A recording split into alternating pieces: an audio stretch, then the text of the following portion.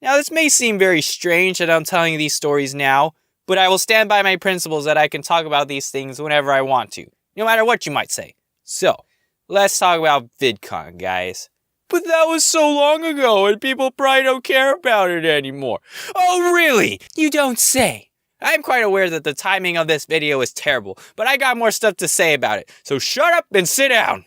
It's story time. I don't just watch animation videos, I also like to indulge myself in other humorous channels, such as Just Kidding Films. And I could talk forever about how JK influenced my life, but of course, that would make this video too long and too sappy, so ugh. Important point is, JK taught me a lot, and it would have been nice to meet either Bart or Joe, but I was just as grateful to meet Josh, a member of the JK crew. And that is what we're going to talk about. And obviously, I wouldn't be talking about this if something awkward didn't happen. So here we go. It was after a long tiring day of walking around, and my friends decided we should try get into a big YouTuber party. And for the most part, what I gotta say about this party is that it was pretty boring and way too loud for me to enjoy myself. But I will also say that it did have its moments that I cherished. Meeting Josh was one of them. Okay, enough sappy moments. Anyway, this was supposedly a very difficult party to get into. If you didn't have a certain wristband or were invited, you can't get in. But then if you had my level of people skills, then no problem. I don't see your name here on the list, and you also don't have a wristband. No, I guess I don't. But, can I still go in? I'll also have you know that I have over 100 subs on YouTube. Sorry, you seem like a swell dude. You go on in, and we'll hook you up with a wristband. Okay, I summarized it for you. Sure, I may have left one or more important details, but you get the point. My friend Mike and I, we get in and we start exploring. And there also really isn't a need to describe the meeting part with Josh because it was pretty easy since everyone in there was a YouTuber. We met, had a good conversation, and said our goodbyes. But then in that party, the phrase "see you later" really means we will bump into you most likely in the next 5 minutes or so because this place isn't very big unless you leave. Which is exactly what kept happening at the party. We would say bye to Josh, but then run into him 5 minutes later. You know, it's kind of just one of those awkward moments like, oh hey, it's you again. We literally saw each other not too long ago. I guess you weren't leaving like you said. You're not stalkers, right? Finally, Josh said to us, hey, we keep bumping into each other. You want to just hang with me? I was going to head up to the top floor. Ooh, that sounded cool. Mike and I didn't get to explore that yet, and certainly not with Josh. So we followed Josh to the stairway to get to the top floor. And of course, it was guarded by security, and obviously he let Josh up there. But then when me and Mike tried to follow, the guard stopped us. Sorry, the floor is for VIP members only, and you don't have the right wristband. At this moment, you would think that Josh would turn around and say, it's okay, they're with me. They're stand-up guys, especially that one with the cool hair. Ha! Nope, he just kept walking up there. Didn't even look back to see if we were following. So we just stood there, awkwardly. Oh, it's okay, Josh. We were just gonna chill down here. Yeah, we'll catch up though, right? Yeah, alright.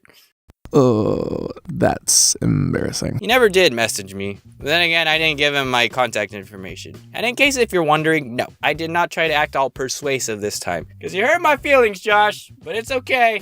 I forgive you. I'm a stand-up guy. Can we just talk about this for a second? But I do not understand free huggers. These people that are just walking around with signs asking for free hugs. Why? Why? That makes absolutely no sense to me. Oh my gosh, Bobo, how can you be so heartless? All these people are trying to do is just share love with everyone. Is that such a crime? Let me explain. I have a problem with this because it is a hug with a complete stranger, in which you will most likely not get to know on a personal level. You know what? They would have hugged so many people already that they would have forgotten your very existence at the moment you leave.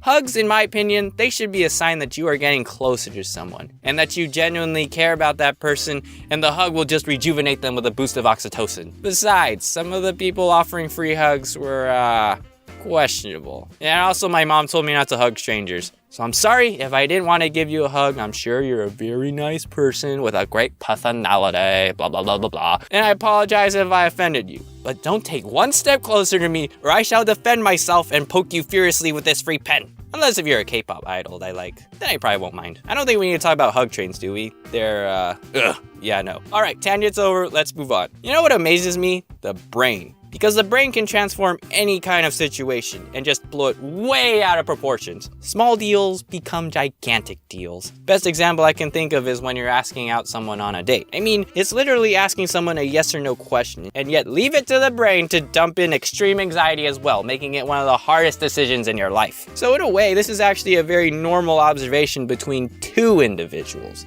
But what about a group, say 15 of my friends, trying to ask out one person? Well, that is what we're going to be talking about. In case if you're wondering, this person's name was Kong from Simple Pickup. Now, why were we trying to meet him and how did we get his contact information? All you needed to know was that he helped us make better videos and he is kind of our mentor. Anyway, all of us were chilling in the hotel room and my friend, we'll call him Yoda, he reveals that he has been talking to our senpai and is attempting to ask if he wants to get dinner with us. And I know what you're gonna say. Well, that doesn't sound very hard. Just ask him out directly. It's so simple. Ha ha ha ha! No! Well, actually, if you think about it, that probably would have been fine. But at the time, we believed that our medium is through text message. This is our mentor. One cannot just ask him directly if he wanted to go with us. This situation requires a delicate touch. It requires strategy. He is going to nitpick and analyze every single word in that message. The text had to be perfect. So imagine a whole group of us huddled together around one phone trying to figure out what to say. But it seemed that no matter how long we put our minds together, the message would come out to be either too desperate, too formal, too informal, too many emojis, or over excessive use of exclamation marks. You know what? It was getting so ridiculous, we might as well have watched the Simple Pickup video on how to text girls and ask them out, which would basically be asking Kong how we should ask Kong out. Finally, after 10 minutes of contemplation, we came up with something to say. Fingers crossed, and we sent it. And you know that feeling of regret once you send a message like that? Or immediately you thought of something better to say, but it was too late? Yeah, that's what happened. Oh man, the suspense was killing us. Waiting for a reply where this man was going to dine with us like peasants at a local pizza shop was writing on this one message. Finally, what seemed like an eternity of waiting and silence, he responded. Nah, too tired today. Let's meet tomorrow. Well, gee, thanks for that anticlimactic ending, Kong. But it's okay. We needed to calm our nerves after the ordeal anyway. Yeah, I'm pretty sure Kong didn't know that side of the story, but if he could see what we were like at the time, yeah, he'd be disappointed in us. Man, I couldn't believe how tall Kong was when we did meet him. We actually did meet both Kong and Jesse. For some reason, I like to be taller than people, and my bud Kurt told me that when he met Kong in person, that Kong was short. Well, either Kurt is a gentle giant or Kong just went through a very, very late growth spurt in the past few weeks because something wasn't adding up. So yeah, I was quite disappointed when I found out. And don't get me wrong though, I was still very excited to meet them. Just don't know why Kurt lied about Kong being short. Jesse was short though. Both are cool dudes. Oh yeah, I'm done. That was a very long video, and I'm sorry, very sorry that it took me a long time to make it. I wanted to thank my buddy CurtRichy for partaking in this video. I felt kind of bad he wasn't able to go, and so this is my way to incorporate him in the experience. If you want to trigger CurtRichy, just say VidCon, guys. Also, I got a message a while ago from a friend. He was like, hey, give me a shout out in your next video. So all right then, everybody, big shout out to me.